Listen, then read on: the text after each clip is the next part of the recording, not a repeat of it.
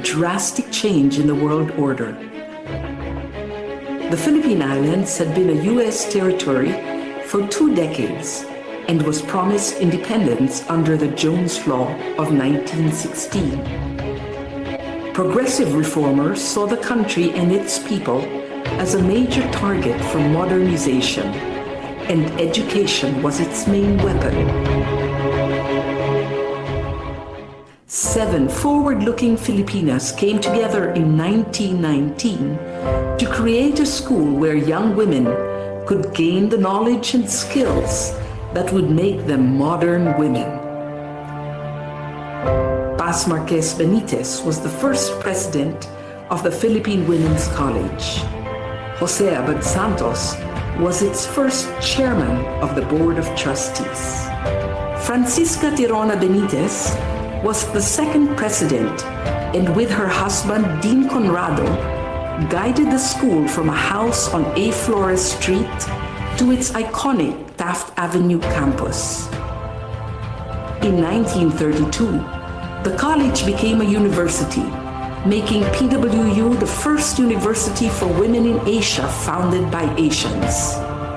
It provided a space where innovations in education flourished, and young people were encouraged to be the best that they could be.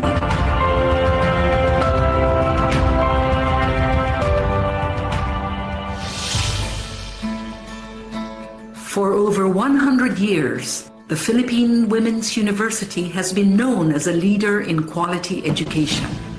In 1934, PWU moved into its main campus on Taft Avenue, and since the 1970s has been co-educational.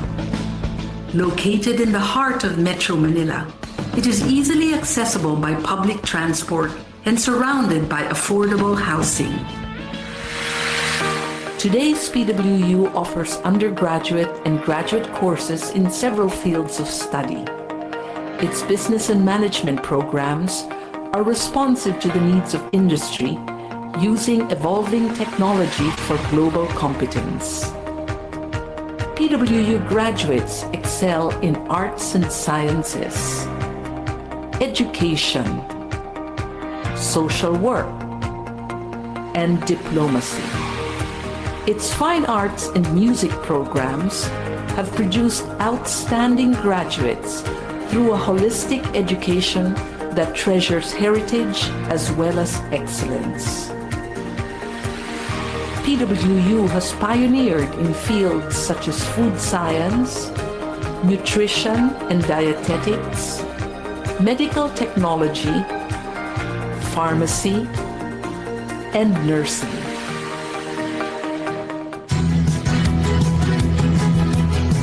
PWU continues to play an essential role in producing graduates who possess the skills that make them competitive in the country and anywhere in the world.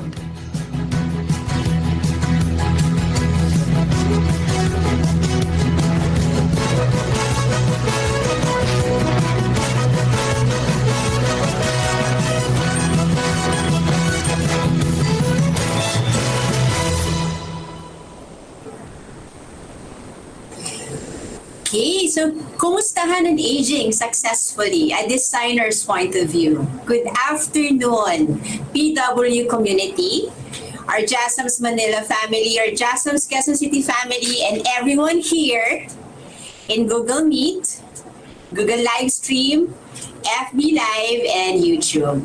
My name is Maria Sara de los Santos, Program Officer of the Institute of Family Life and Children's Studies.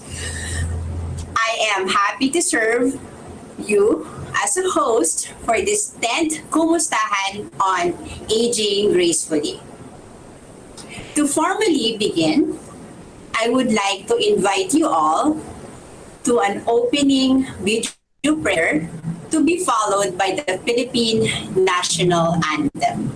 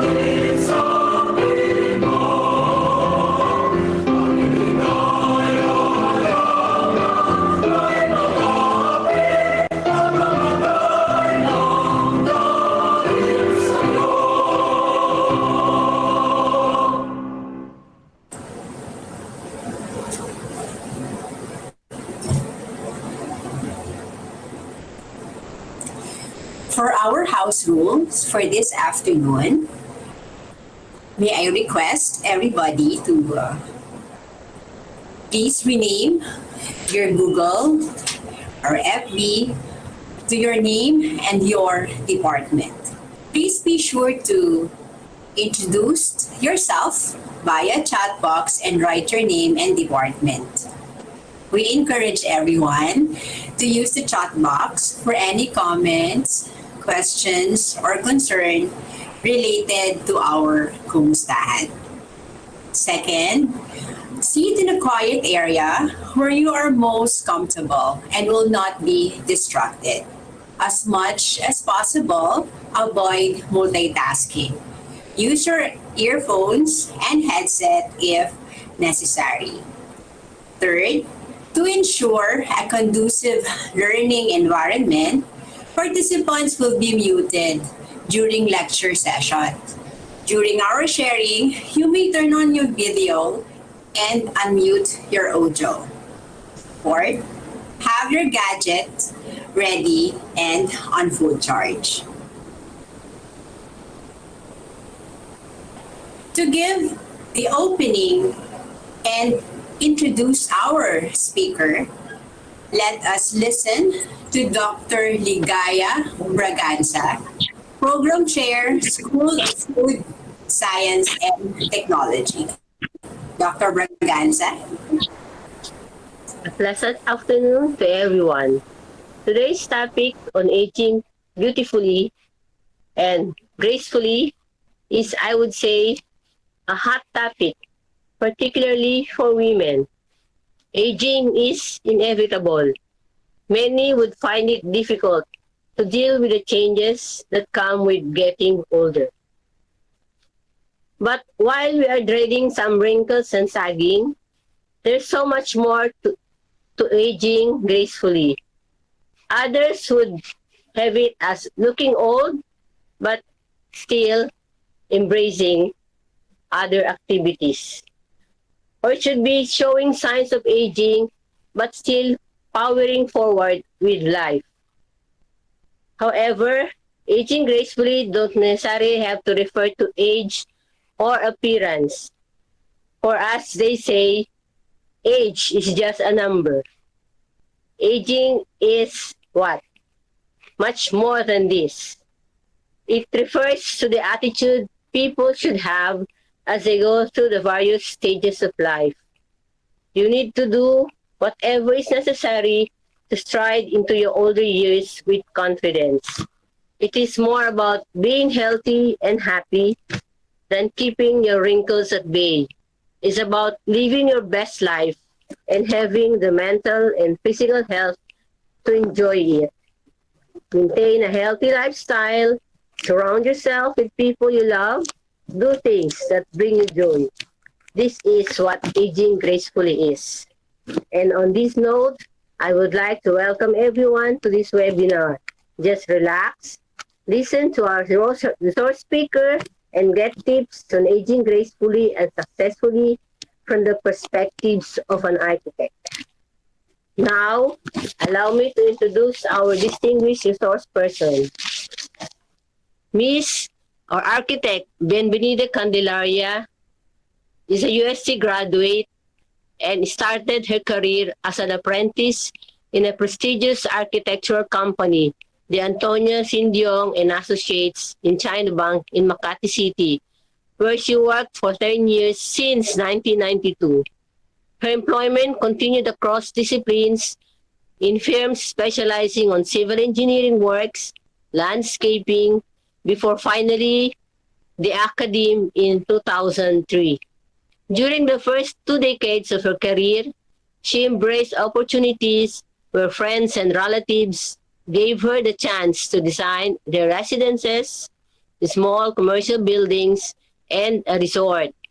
Having a father as a contractor, she bravely got into a contracting job in 1993, where she supervised the implementation of hard landscape together with her husband at the GSIS building in Pasay City.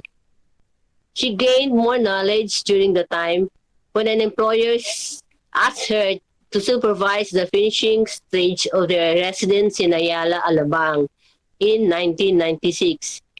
This experience opened her eyes to actual application of specific materials for the interior. The PWU School of Fine Arts and Design became her home in June 2003. That's why she opted to choose CAD as her area of specialization and considered doing research on this topic at the College of Home Economics in UP Diliman during the culminating part of her graduate degree in Master in Interior Design. Architect Bienvenida Candelaria finished her Master in Interior Design at the College of Home Economics, UP Diliman. At present, she is an Associate Professor to Level 1 at the PWU School of Fine Arts and Design, teaching the architecture subject to interior design students. She wrote and published studies on board examination results, work integrated learning, CAD modules, and others. Her study entitled Social Capital for Successful Aging, Design Criteria for Bisigla was recently included in the PWU Research Journal May 2021 issue. Ladies and gentlemen, a virtual round of applause for architect Bing Candelaria. Thank you very much, Dr. Ligaya Braganza, for the wonderful introduction. Thank you all. So may I share my presentation.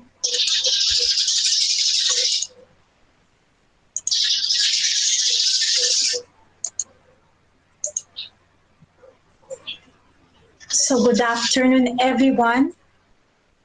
I pray that this session helps each and everyone age gracefully. The discussion that I am about to share comes from the lens of a designer and an advocate on financial management. The ideal setup for older people is one which considers the social aspect so that one is able to create an environment that leads to a healthier outcome for older people. A planned concept that will provide quality life for older people is important. Leisure is important for older people. The traditional home is converted into one which can be single detached, yet allows a range of social activities and promotes progressive privacy. The situation, therefore, makes an old individual productive, independent, and progressive in terms of affiliation with groups for lifelong learning. A positive approach to mental health is important so that older people maintain a happy disposition.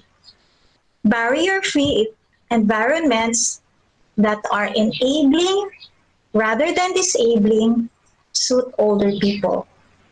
The positive approaches mentioned takes on a direction where older people are free to do whatever they like in their areas of interest.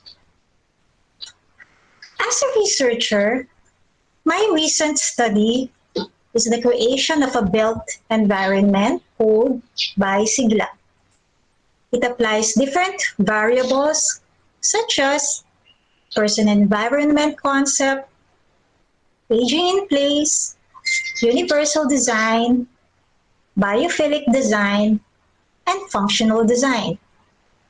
The end result lead the person towards physical, financial, and spiritual wellness. New developments where older people have the capacity to socialize and affiliate with groups outside of their home is something to consider. This is significant because older people are not totally isolated. One solution that leads to successful aging can be done through mutual assistance between neighbors and the involvement of local groups. Aging in place, therefore, provides a list of design criteria which answers several needs of the older population. Increasing frailties among aging adults suggests that the environment plays a greater role in supporting independence in the face of declining abilities and is therefore a good target for intervention. As people age, housing and the immediate home environment become more important due to a decrease in action range and an increased risk of competence loss. Social capital can be defined broadly as the resources available to individuals and groups through their social connections to their communities. Engaging with a virtual community of your choice helps build your productivity. It may be a prayer community or your participation in the academe. The PWU community is our link to lifelong learning. Aside from our work, we need to plan for our future expenses. Long-term healthcare assures us of a financial backup beyond 60 years old. Be affiliated with companies that help build your financial foundation. We need to save 20% of our monthly income before spending. Our contribution to charitable institutions may be 10% as our tithes. Let's teach our children the habit of saving for their future. The person-environment theory connects the individual and his or her environment. It also builds person-to-person relationships within the environment. The individual must be able to function in the environment to be competent to handle the demands of everyday life. It's important to be harmonious with the environment. Create a meditation area for your well-being. The upcoming videos show how universal design contributes to the safety and well-being of older people or physically engaged individuals.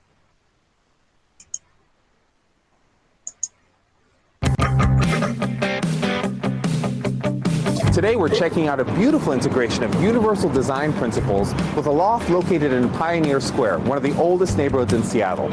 Architect Carol Sundstrom was able to use the open floor plan of a historic building to craft a space that's artistic, innovative, and accessible to all.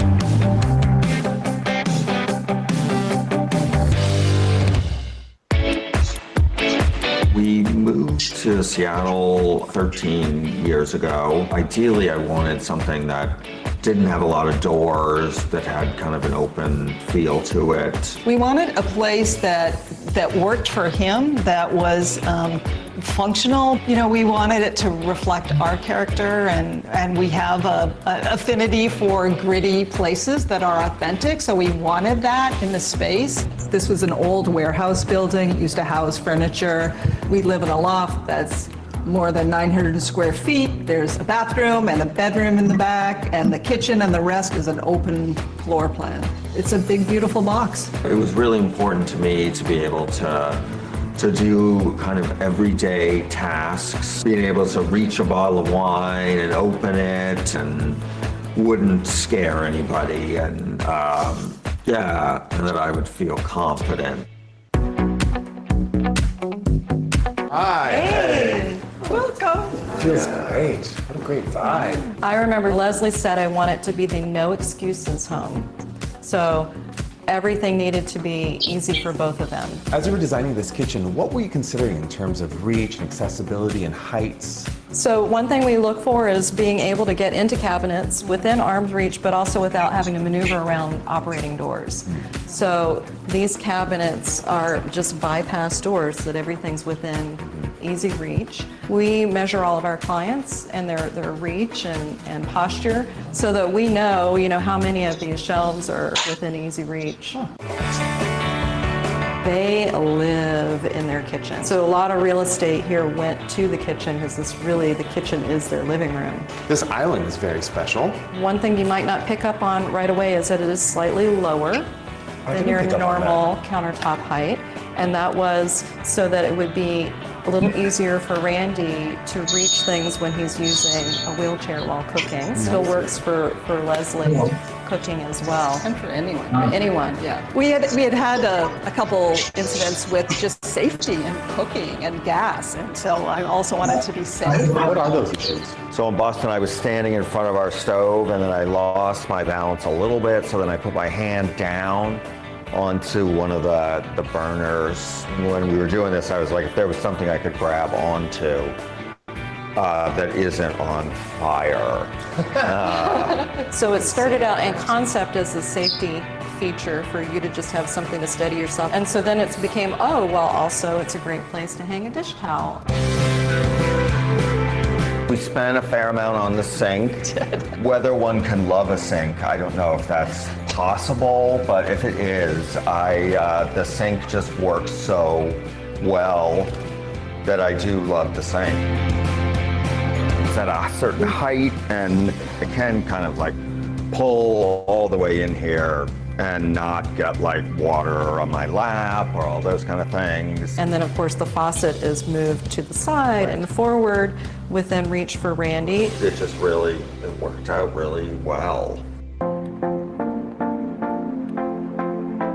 When you have a new client reach out to you with a new project, do they bring up aging in place as one of their considerations? A lot of people feel like, I'm never ever gonna need any kind of mobility device or anything. And then I remind them that it's not necessarily about a life-altering event or condition, that most of us are going to need knee surgery or hip surgery or have sprained an ankle. All these things, they just work better for everyone under a variety of circumstances. As you're looking at designing for clients that have accessibility needs, are you finding, for example, products are more readily available now than they were 10 years ago, maybe? It's definitely gotten better. There are more products available that are more beautiful. Yeah, less nursing home feeling is how most people describe it, grab bars and things like that. There are better looking options available now. Do you ever find it difficult to express the aesthetic you want while trying to incorporate all of your clients' desires? I find that just a wonderful design challenge. That's part of what I just love doing, is solving these challenges with three-dimensional art, which is really what architecture is. So when you're able to create the right place, the right environment that is living and breathing art, it's beautiful and it works. So that's really the end goal.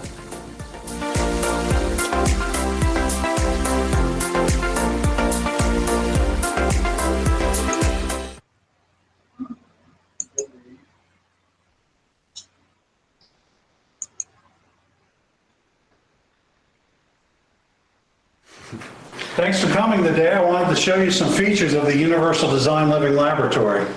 All right, well, first of all, I have a no-step threshold here. This is a 1 in 20 slope ramp from the outside portico into the front of the house here. Anything less than a 1 in 20 slope is not considered a ramp.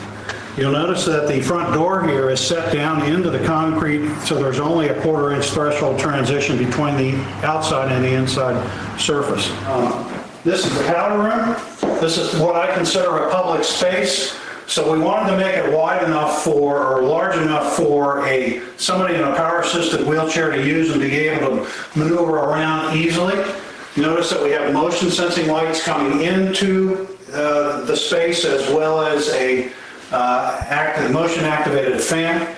We also have a power operated skylight because we wanted to get some natural light into this room. But most importantly is that we have what I'll call a sliding panel here, so we hide the toilet behind this, so it's not seen from the public space, but if somebody needs to get inside, they can slide this door back into the wall. Toilets are all comfort height. At every toileting location, we do have these nice decorative grab bars, and we also place a phone system in at each location, because if there's a problem, you can do an all page so that every phone in the house would ring and somebody would pick up and come for assistance. This particular sink here floats off the floor, and this allows somebody in an assistive device to wheel up underneath this location. We were able to take this wall-mounted sink and float it onto this countertop, and also because of that, we're able to lower the mirror so somebody in a seated position is able to easily see themselves. The other advantage of pulling this sink forward is that somebody can reach the faucet lever a lot easier. This is a master bedroom, and just a couple of features I'll point out to you from a universal design standpoint here. First of all, the beds are a memory foam type bed. They're two extra long twins put together as a king. And we have individual controls that allows the beds to raise and lower independently. And it actually helps Rosemary in her sleeping because she doesn't have as many leg spasms and such when she's lying on a bed of this type. Also, throughout the house, we used different types of accessible blinds. This is a top-down, bottom-up.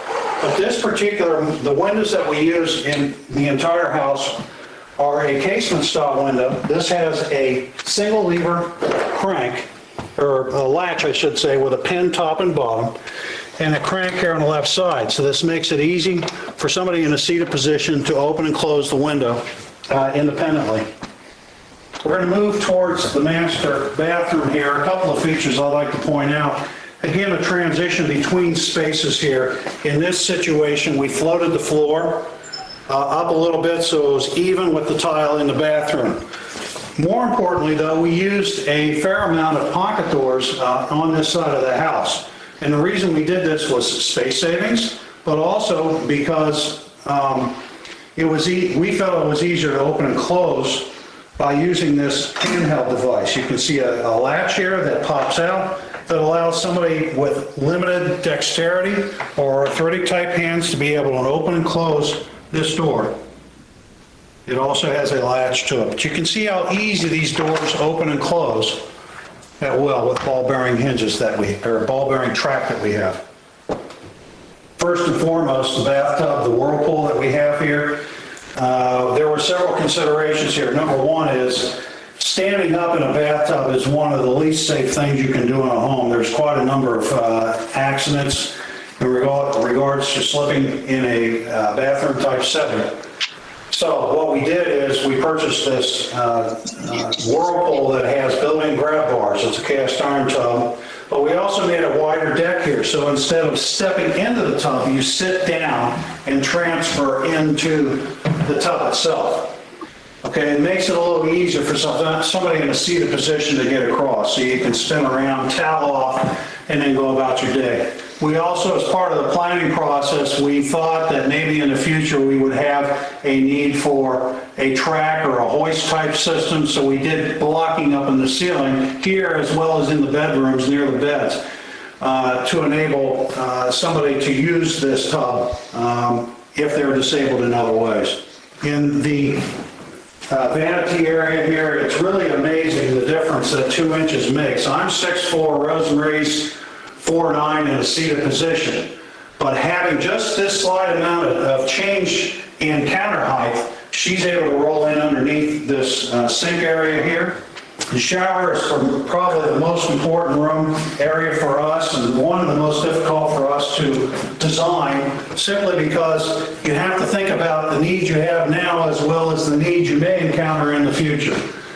So in this particular instance, first thing we did was we flooded the floor to this full-length channel drain in the back. What that does for us is gets water sloughed off from this floor right away, so you're not standing in a center area of water. You create a safer environment. Also, Rosemary desired to be able to transfer from her existing chair to this seated fold-down chair. We like this because it's adjustable and you can fold it up and down.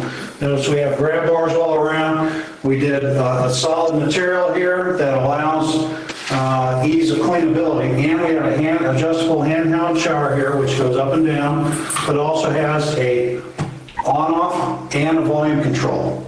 So you save water as you shower. We place strategically located shower niches down low for her, and then up high for me at the shower location. Now this room that we come off to, right off the master bathroom, we spent a lot of time thinking about our past living environments and moving clothes from the bedroom all the way across the house to a washer dryer that's outside of the garage. So we thought, why not place the cleaning of the clothes and the hanging of clothes something that's convenient to the users? So we created this combination laundry/wardrobe. We simply call it a wardrobe. It was very important for Rosemary to have access to both floors of the house. So we had this elevator installed. This is kind of between a commercial and a residential style. It's a little larger than a residential. What we like about this elevator is that if you go between floors, you can pull straight in, and the door to the basement will be on the opposite side of this, so you don't have to turn around in the elevator, or you don't have to back up to getting out. Usually the focus of every house is the kitchen area, and there's a lot of unique features I'm going to spend just a couple of moments sharing with you here today. First of all, the center island here has multiple countertops, so it accommodates someone in a seated position, a mid-tier or an average size height person, and a tall person such as myself. Naturally, I would gravitate to more of a tall side for chopping, etc. Rosemary would use the short height for her cooking prep. It was very important for us in this design, the idea of bringing everything to you rather than you going in after it, and you'll see that. Universal design requires that at least 50% of all contents be accessible from a seated position, and we've been able to accommodate that. On this island, we have a couple of unique features here. A standard convection microwave here, but most importantly, we have a side door oven. This is a unit that is not commonly available, but is made in Germany.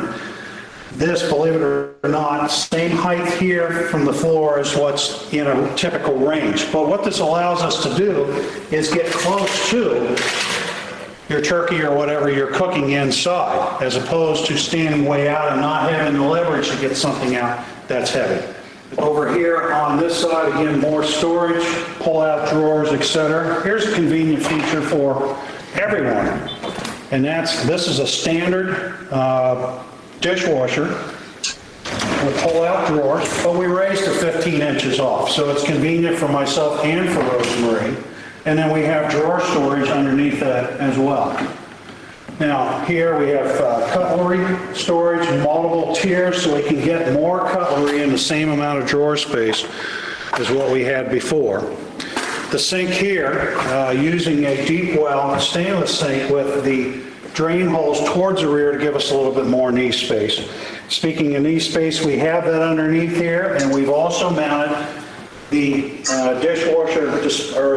the drain disposer, so we can turn that on with an air switch underneath rather than being on top. It's a lot easier to reach.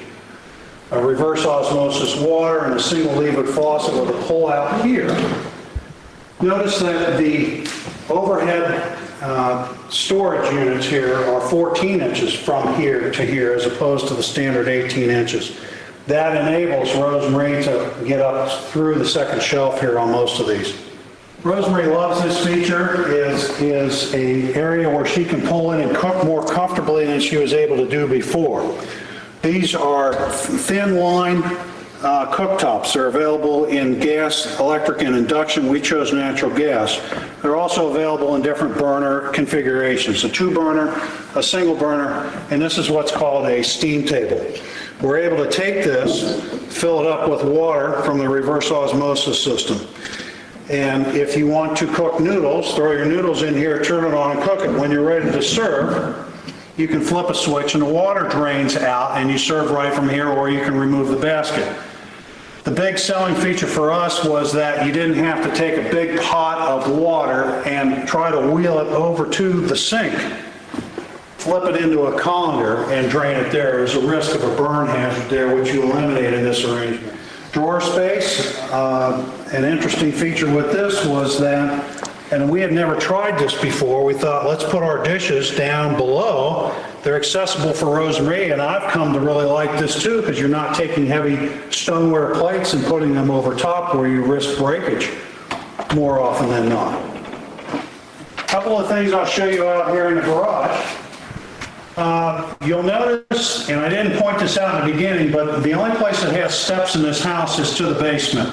Everything else is a 1 in 20 slope or no threshold. Like in the garage here, we actually poured the floor sloped, and we have no steps coming out of the garage itself. You might ask yourself, how do you address the issue of carbon monoxide? And we have a couple of exhaust fans that are motion activated, so when the garage door opens or closes, it'll run 30 minutes and evacuate any carbon monoxide that's in the space.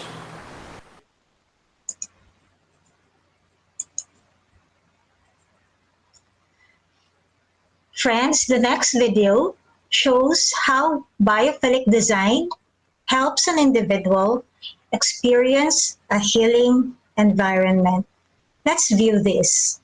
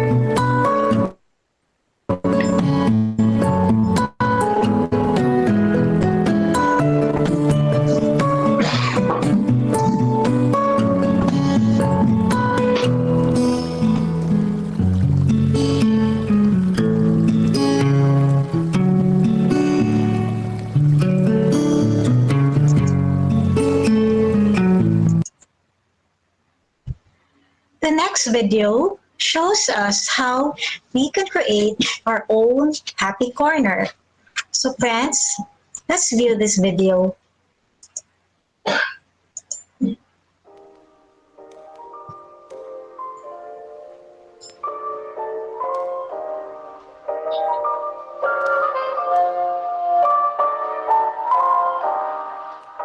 Hi, hello. This is Anna Spineda. Today we're going to do something different. For today, I'm going to show you how to make a potted garden.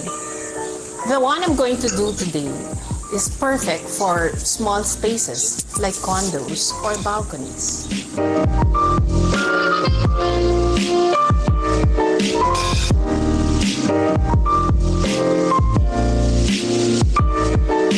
I will just put them all together and see how I can make this nice.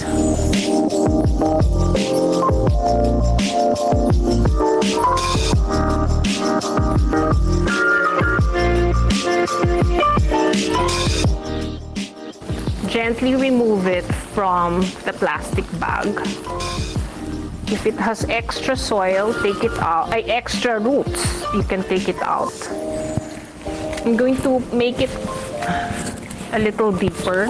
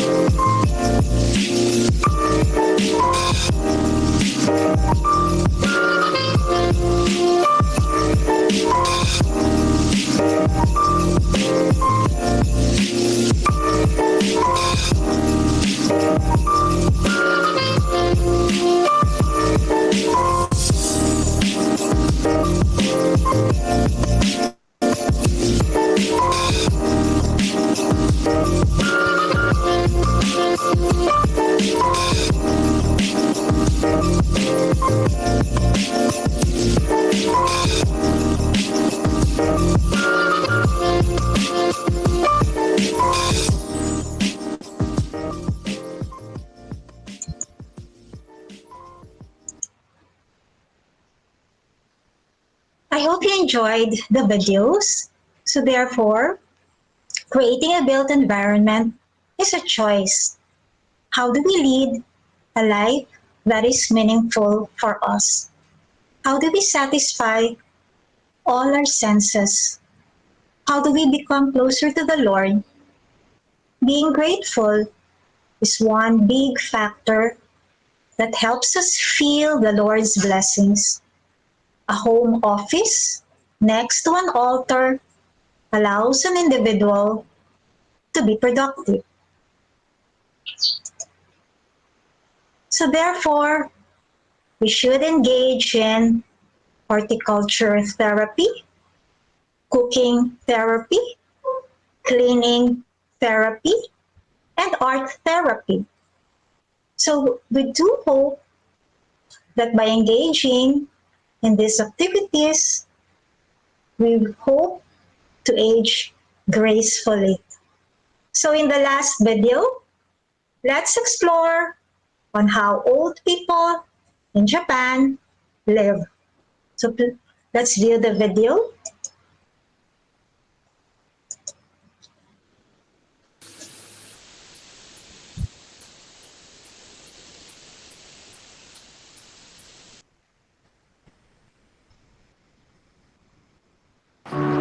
It's 6:30 a.m. on a chilly morning in Tokyo, and morning exercises are underway.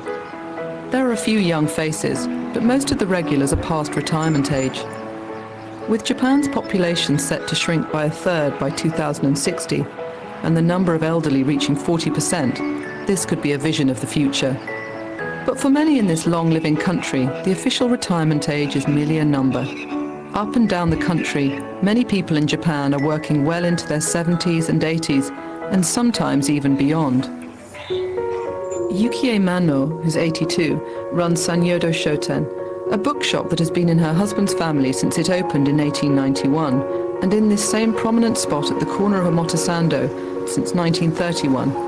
Today she works part-time, running the shop with her 3 daughters. Even if she isn't on the shop floor every day, her influence is still important.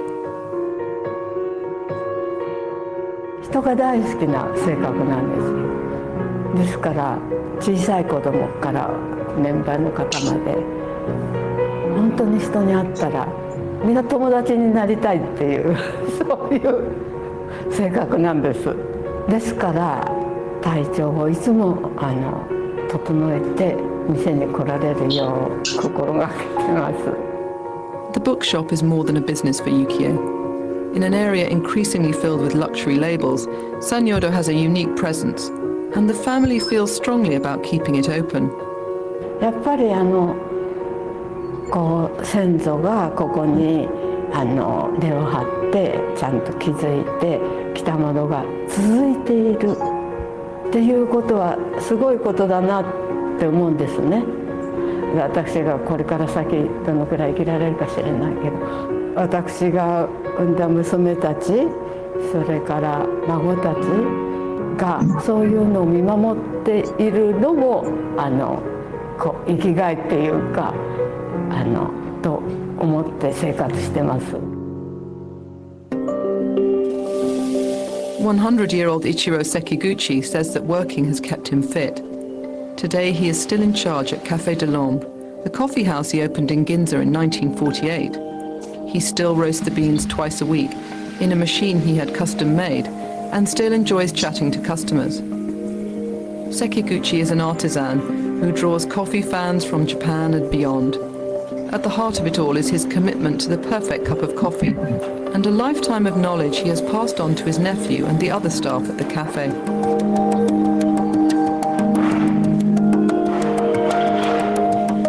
Another man who is passing on the skills he has acquired over the years is Mitsuo Saito, an 87-year-old barrel maker in Saitama.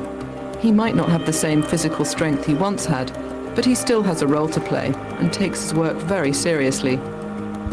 今ベンチャーさんのシンダルの作り方とか料理をね指導してます。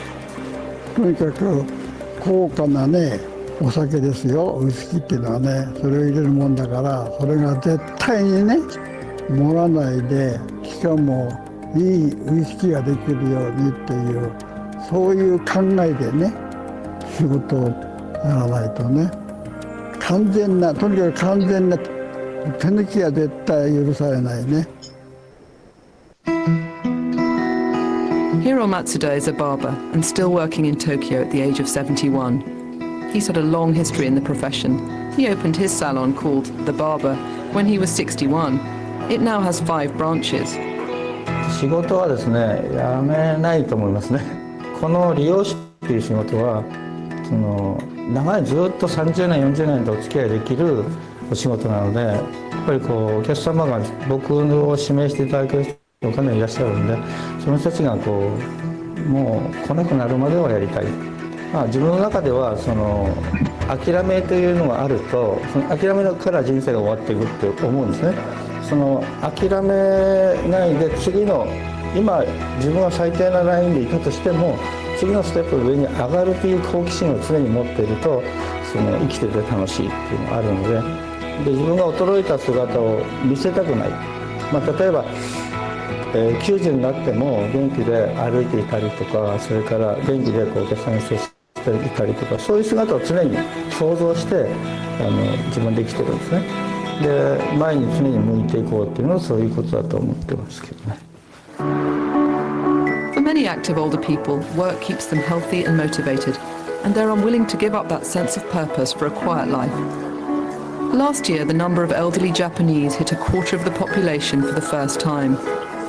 The projections on age are often gloomy, but maybe it's time for a rethink. Japan's older generation is showing that extended working lives can be beneficial, both to the elderly and to a younger generation who can learn valuable skills and knowledge. For Monocle in Tokyo, I'm Fiona Wilson.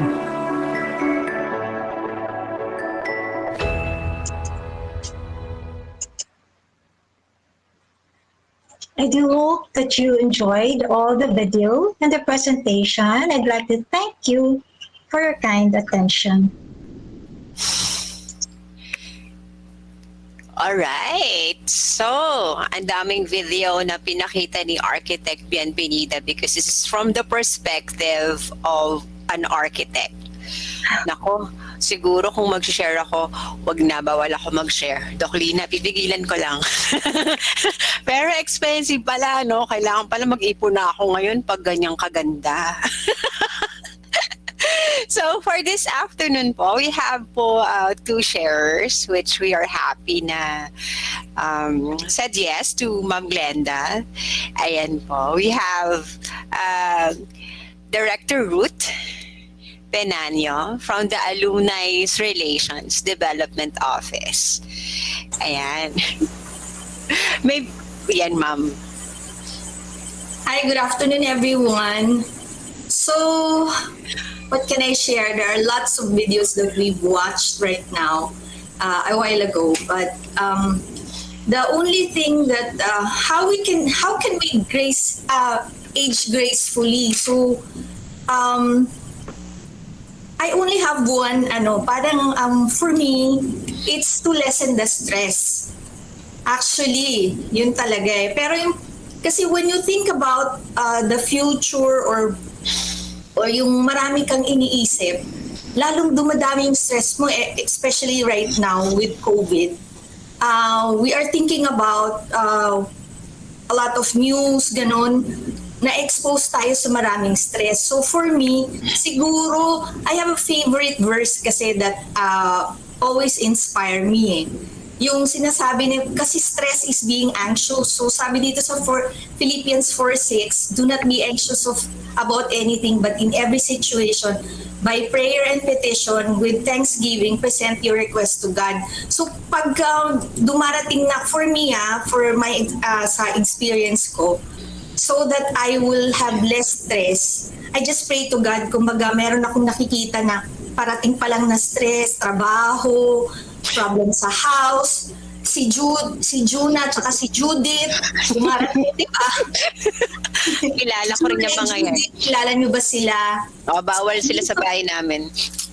Most of the time, pag bibisita na yung mga yan, that's what causes some stress, yung finances. That's why maganda yung shinare sa atin about savings, di ba? Yung having 20% at least, di ba? Tapos mag-tithing ka so that you can share your blessings. So, those are the things that parang yun yung for me yung ginagawa ko. And then, I have an elderly in my house. I have my father in my house. So what we do is to make him happy every time. Kung ano yung gusto niyang kainin, binibigay namin. Tapos yung biophilic design, also, we have that in our house. We have a small garden kahit hindi masyadong malaki yung bahay. Yung garahe namin, meron kaming puno. Actually, I learned that na kahit nasa city ka pala, pwede kang magtanim ng tawag nito, puno ng saging. I saw that when I was working in Singapore. So when I went home, immediately I asked my friend who has saging. Tapos ngayon marami na siya. Kahit hindi siya nagbubunga, the tree itself, di ba ma'am? The tree itself gives you something, parang it gives you closer to nature, closer to God, and it makes you happy, di ba? And then also, the water. Yung water, sometimes we make yung kahit yung portable pool lang, alam mo yun, yung parang even if you don't have, I love the beach. So that's what makes me young lagi to go to the beach. But since we don't have the beach right now, we bought a portable pool. So every now and then doon kami nagbababad. And nakikita mo yung tubig, di ba? Yung pag nakikita mo, even the planggana lang. So yung pababawin mo siguro that's it. Pababawin mo lang yung happiness mo and always be grateful. So maybe start and end your day with gratefulness. Mag-thank you ka for the life that you have and all the blessings that you are experiencing right now. And with the COVID, sobrang yung buhay ka, wala kang sakit, hindi mo na experience yung COVID, which kung i-share ko lang na na-experience ko, I am a COVID survivor.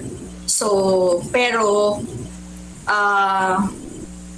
walang problema. Kahit nagka-COVID ka, wala pa rin. Basta si God ang number one mo. So, okay siya. Okay ang life. We will age gracefully. Yes. Let's make everyone happy siguro. Find happiness in anything that you see or you do. Okay, thank you. Yes po. So, Director Ruth, salamat sa sharing mo. Akala ko wala akong ma-share. Marami pala. So, totoo yan. So, with the videos na present ni Architect, parang ang dami kong naiisip na pwedeng gawin. Parang not necessarily naman na you buy expensive things, but you can make do of whatever you have inside the house. And even the halaman, the plants, kasi we are all plantitos and plantitas, we can arrange it according to our desire. Kahit mga maliliit lang na corners. Ayan, for my parents. Pero hindi naman ako yung nag-aayos. Sila naman nag-aayos. Ako lang nga naglilinis. Ayan po. So, Director Ruth, salamat po sa sharing mo. Tapos ang ganda rin nung readings. Kasi dun din sa presentation ni Architect, kanina may sinabi siya na, how do we become closer to the Lord? Sabi ko, Diyos ko, Lord, with the COVID, pa-closer mo naman ako sa iyo. Ayan. But then, yes, Director Ruth. Huwag kang magdasal na kung mahirap. Oo nga po. Yung pag-closer kay Lord in many aspects din, ano. Kaya nakaka-excite nga po itong aging gracefully. Kasi we came from the topic on my purpose in life. Ayan. And then ngayon po is aging gracefully from the perspective of a designer. Ayan po. So next ko pong to call is si Director Nancy of CDSEC po for her take, her share. Yes. Good afternoon, everyone. Yes, good afternoon po. Good afternoon. Lagi akong tinatawag. Ganun talaga yun, si Ma'am Glenda po.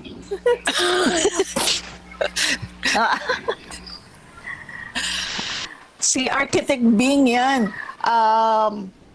Lagi pag nakasalubong ko sa school, smile lang siya. Parang wala siyang problema, walang stress, always smiling pag nasa campus. Kaya lang ngayon, syempre, puro virtual. Okay? But thanks for this type of sharing, Kumustahan series. Thanks to Dr. Laigo.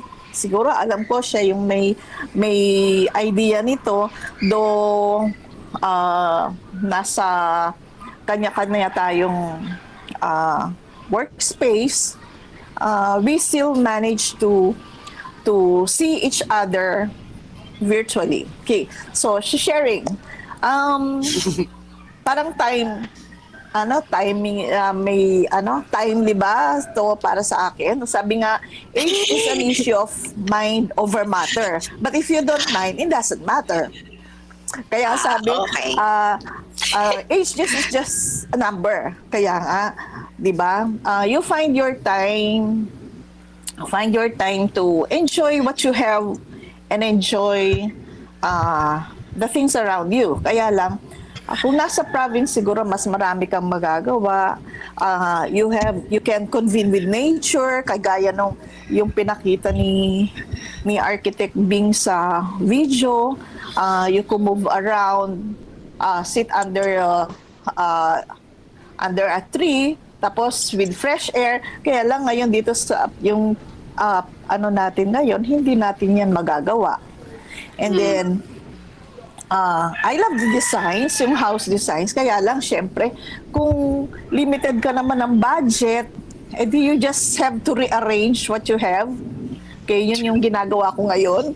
Kapag medyo nakapagsagot na ako ng email o minsan don't feel like opening the gadget. So, magbubuting-ting ako dito sa bahay, maglinis, and then start what you have done before. Maybe start working on your arts and craft. Actually nga, pinagtatawanan ako ng mga anak ko eh. Naglinis ako sa kwarto, tapos meron pala akong mga unfinished na cross stitches project, yung mga crochet. So I started, working on those things. So sabi nga, isa dun sa ano natin is the art therapy, di ba, Ma'am Bing? So, arts and craft. Yes, exactly. Ginagawa ko. Yan. Tapos, cooking. Sige, cooking. Invento na lahat ng mga na pwede mong iluto. Yan. And of course, sabi natin, it's a different time now because of the situation. You cannot go out. You just stay confined to your homes.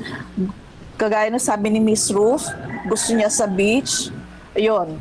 Yan din yung isang actually I have a dream to have a beach house,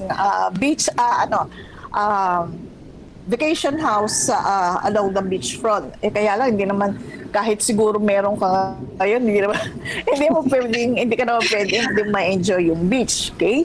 So, yun. hindi yun. So, ang ginagawa ko, minsan syempre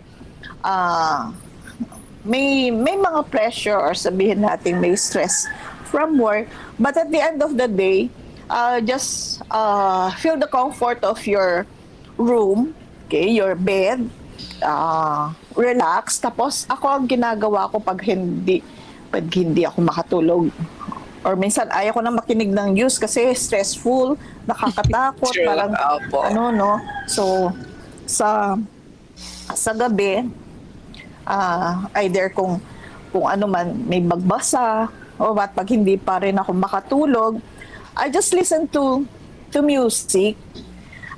Yung background music na inano ni Architect Bing, yung dun sa biophilic designs, yung rushing of leaves, yung flowing water, yan, yung mga ganun ang pinapakinggan ko, and then hindi ko mamalaya nakatulog na pala ako. Parang it's a way of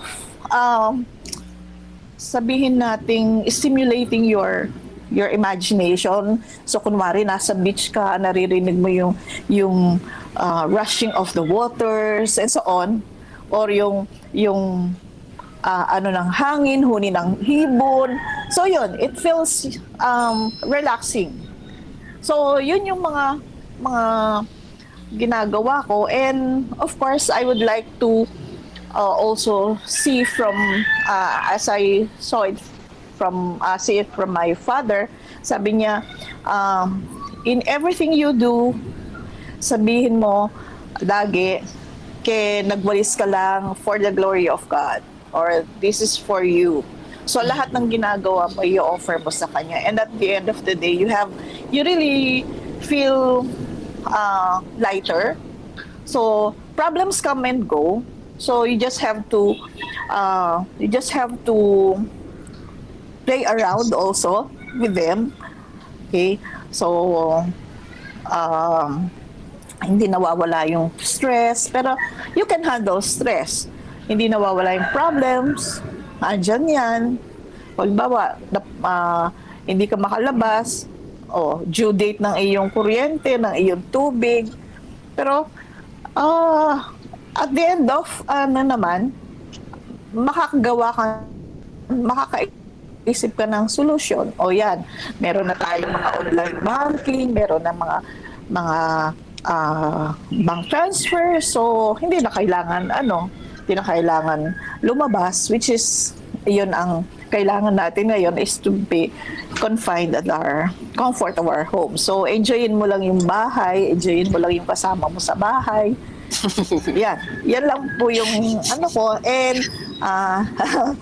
And of course, yung mga I also read books. Naipon ko na yung mga books, inspirational books, yung mga straight from the heart, mga reflections ng mga may success stories, mga ganun. So, yun yung mga maraming magawa. Kaya lang yung iba kasi parang inalagaan na nila yung kanilang pagtanda. So yung father ko, yun yung ano niya, lahat na yata ng nag-enjoy siya. Nasirang plancha, nasirang electric fan. Ayan, kinukut-kut niya at pag umandar yon, ayun, accomplishment na sa kanya yon. Oh, ayun yung ano, minsan ano yung ginagawa mo? Nasira yung kanyang calculator. Yung kanyang calculator kasi meron siyang audit tape para kung gusto niyang i-view, no? Nasira minsan. Sabi ko, bumili ka na lang ng bago. Sabi niya, hindi. Nagsabi niya sa brother ko, bili mo ako ng bago. Binili siya ng brother ko. Pero ang ginawa niya, binuksan niya yon. Sabi ko, ino-opera mo na naman yung calculator. Pero gusto kong makita anong reason yung gano'n. Yung mga ganyan ba, nag-enjoy siya yun the whole day hanggang sabi niya, ay talagang hindi na pwede. Sabi niya, kasi ito pala naputol yung ganito, hindi mo na, yung mga ganun ba? Sabihin mo, simple things nakakatawa. Kasi ang ano niya, na nalaman niya kung bakit hindi umaandar, kung bakit hindi na siya nag-function, o nung ano na ay ilibing mo na yan at hindi na, wala nang pag-asa. So yun, at least gusto niyang malaman kung ano yung mechanism, ano ba yung ano na bakit hindi na umaandar. So kaya yung kapatid ko pagka yung nagdadala doon, sirang plancha, sirang electric fan, but nagkumpuni niya yon, it's an accomplishment. So sa kanya, my father is 90. Wow. 94. 93. 93 na pala, 93. Going 93. Yan. Wow. And my mother naman is 80 plus din.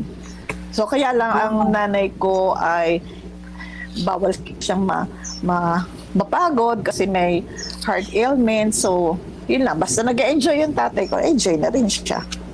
You're so blessed, ma'am. You're so blessed. Dami ko na nasabi, ang dami ko ng ano. So yun lang po. Gusto namin yung mga walang ma-share. Gusto namin yan, ma'am, yung mga walang ma-share. Okay. Meron lang akong I just found it yes, just a few minutes ago. It's a quotation. It's from Sophia Loren, and it says, I quote, "There is a fountain of youth. It is your mind, your talents, the creativity you bring to your life, and the lives of people you love. True. When you learn to tap this source, you will truly have defeated age." So again, age is just a number. So it's an issue of mind over matter. So if you don't mind, it doesn't matter. Yes, ma'am. So thank you for listening. Yan, ma'am, diba? Stay healthy, ma'am. Stay healthy. Yes po. So, ma'am, Thank you. Salamat, Ma'am Nancy. Ang dami mong na-share. Ang dami pang nadagdag doon sa presentation ni Architect Bing. Shoutout lang, Architect Bing. May nanonood from Subic Bay. May nagsasabi siya na thank you daw for using the material. Yung sa Japanese. Kasi meron daw siyang friend watching with her. O, diba? So, na-appreciate niya yung video mo. Kasi we have kanina 18, ngayon 16 watching from our Facebook Live. Wow, and that's nice. That's nice. Dito naman sa ating Google Meet room, we have po 26. Tapos, Doc Lina, nagsasuggest po, pwede daw po ba after nito ay laughter yoga naman, Doc? It's another therapy, yeah. Yes po. Ayan. So may naka-appreciate sa atin na Japanese, ayan, on watching from Facebook and from Subic pa. Wow. Ayan po. So, Architect, may gusto ka pa bang i-add with what Director Ruth and Director Nancy shared regarding their takes on your presentation before I will give it to our Director Lina, who aged gracefully and beautifully. I just want to simplify. We just need to satisfy all our senses, our hearing, our minds, and everything. When you actually simulate a situation, for example, or you want to drink coffee in the afternoon with your family, you can just simply simulate and let yourself feel that you're in a coffee shop or something. It's going to really make you happy. Those simple things, and take pictures of your plants. Those are the simple things in life which will actually allow us to be contented, and let's be grateful. Let's not look for what's missing. Be grateful for what we have, and just thank the Lord every day when we wake up in the morning. Yeah, that's it. I do hope that I was able to share something for the PWU community. Also, thank you, Dr. Lido, also for inviting me. Thank you so much.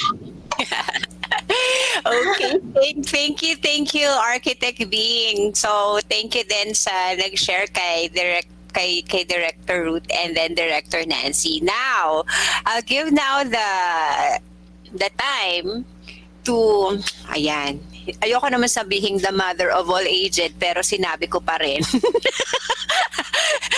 To give the closing. And syempre, let us listen to the Institute of Family Life and Children's Studies Director, Dr. Lina Laico. Yeah, thank you, Sarah. Good afternoon, everyone. And thank you, Architect Candelaria. You are a guy after our own heart. Very interesting topic for this afternoon, actually. Marami tayong natutunan, no? And for our senior citizen listeners who may have plans of building a home or structure to retire in, you may want to consult with Architect Candelaria, no? Who I'm sure would just love to help you out, no? Pro bono ba, Architect? Kumakonsulta? Why not?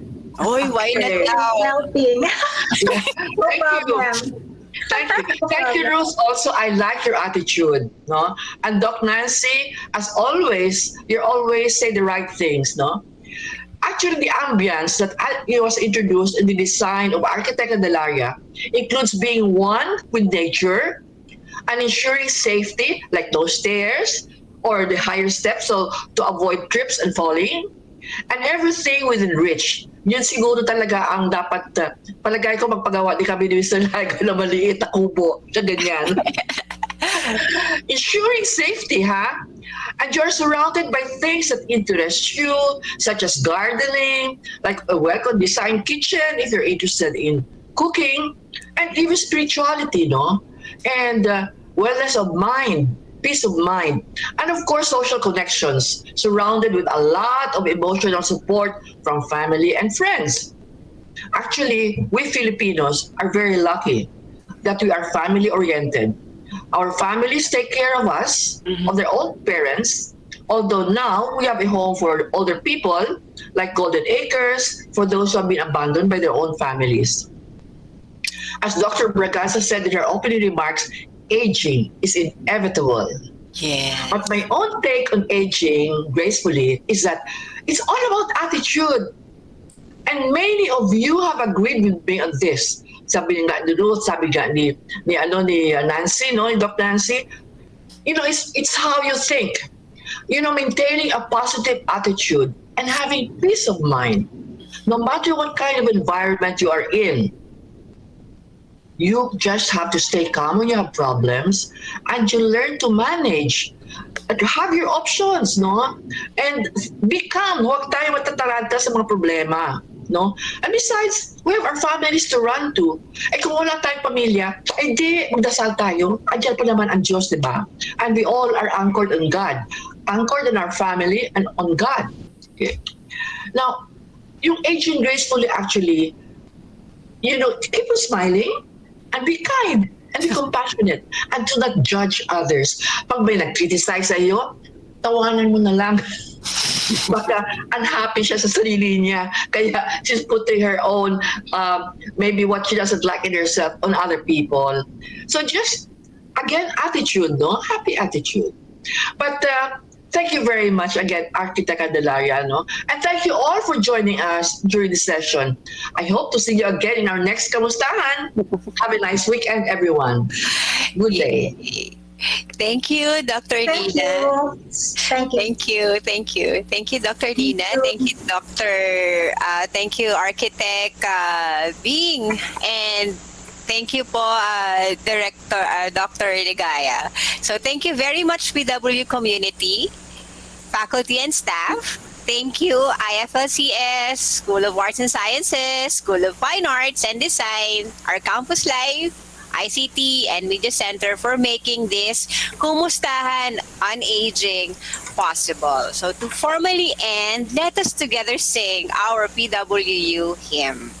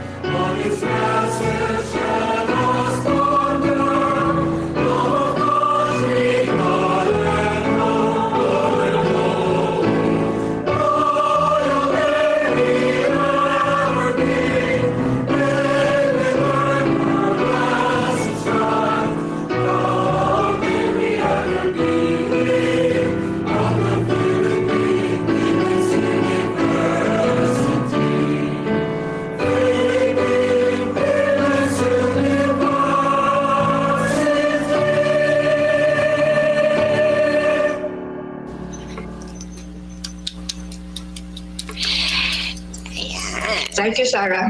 Thank you, everyone.